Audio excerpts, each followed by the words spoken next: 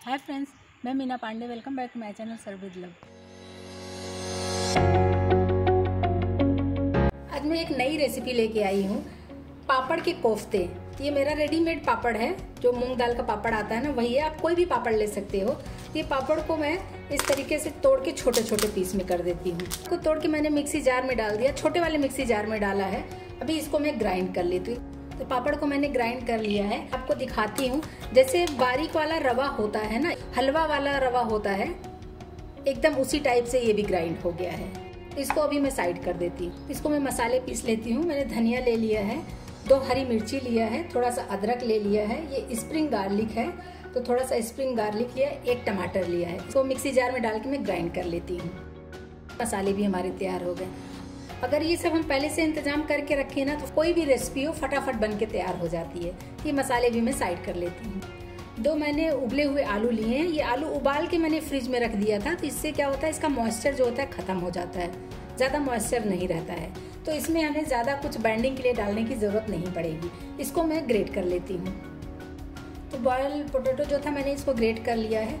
जो ये पापड़ का मैंने ग्राइंड कर लिया है ना, इसको इसी में डाल देती हूँ। इसी में कुछ स्पाइसेस डाल देती हूँ। 1/4 टीस्पून काश्मीरी लाल मिर्च पाउडर डाल रही हूँ, 1/4 टीस्पून हल्दी पाउडर डाल रही हूँ, हरा धनिया डाल रही हूँ। बाइंडिंग के लिए 1 टेबल स्पून में बेसन डाल रही हूँ, 1 टीस्पून रिफाइंड ऑयल डाल रही हूँ। टेस्ट के अकॉर्डिंग नमक डाल रही हूँ, क्योंकि पापड़ जो डाला है उसमें भी नमक है और ग्रेवी में भी मैं नमक डालूंगी, इसलिए टेस्ट के अकॉर्डिंग ही नमक डालिए।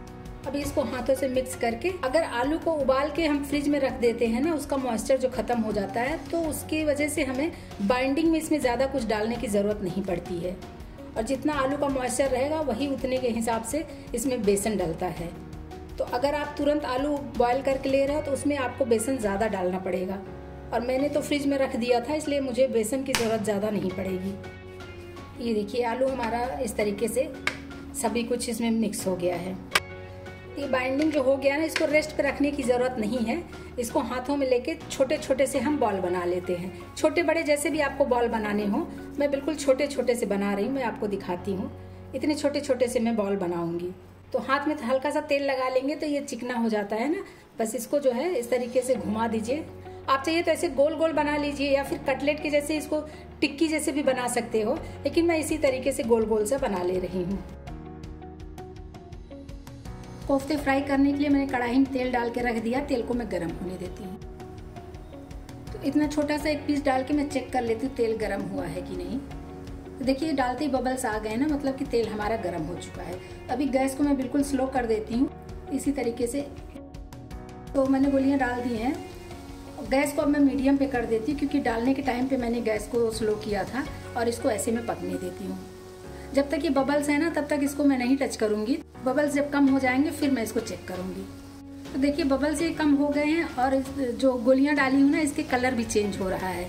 इसको मैं ऐसे घुमा देती हूँ, और एक भी हमारे टूटे नहीं है। देख रहे हैं ना, इस तरीके से बन रहा है। और ये बिल्कुल नई रेसिपी है, तो मैं उम्मीद करती हूँ कि आप लोग ज़रूर ट्राई करेंगे और आप लोगों को पसंद भी आएगा। तो इस तरीके से मैं इसको क्रिस्पी करके निकालूंगी इसको। तो इसको चाहे तो आप स्नैक्स के तौर पे भी खा सकते हो, चाय के साथ खा सकते हो, या फिर ग्रेवी में डाल दो तो कोफ्ते बन गए।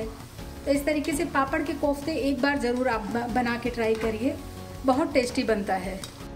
देखिए कितने प्यारे प्यारे से लग रहे हैं ना, छोटे छोटे से बॉल टाइप के। और ये बहुत ही फ्लेवरफुल बना है। पापड़ वैसे फ्लेवरफुल होता है, उसमें बहुत कुछ डला रहता है।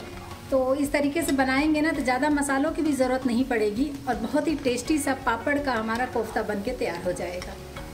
देखिए, अभी ये पक गया है, क्रिस्पी हो गया है, गोल्डन टाइप का हो गया है ना। अभी मैं इनको निकाल लेती हूँ, और इसी में जो भी बचे हुए हैं उनको भी फ्राई कर लेती हूँ। दूसरा बैच भी मैंने डाल दिया है, और ये देख रहे हैं ना कितना क्रिस्पी बना हुआ है। तो कोफ्ते हमारे फ्राई हो गए हैं, और मैंने रिफाइंड ऑयल में फ्राई किया, इसलिए मैंने तेल सारे निकाल दिया है। अभी इसी में 1 टेबल स्पून सरसों का तेल डाल रही हूँ, 1/2 टीस्पून जीरा डाल रही हूँ। जो मिक्सी जार में मैंने ये मसाले पीस लिए ना, इसको डाल देती हूँ। मसालों को मैं चला चला के गाढ़ा कर लेती हूँ। इसमें मैंने पानी नहीं यूज़ किया है। जो टमाटर डाला है ना, उसकी वजह से ये मसाले हमारे पीस के तैयार हुए थे। तो पानी का मैंने यूज़ नहीं किया है, इसलिए ज़्यादा जलाने की ज़रूरत नहीं होगी।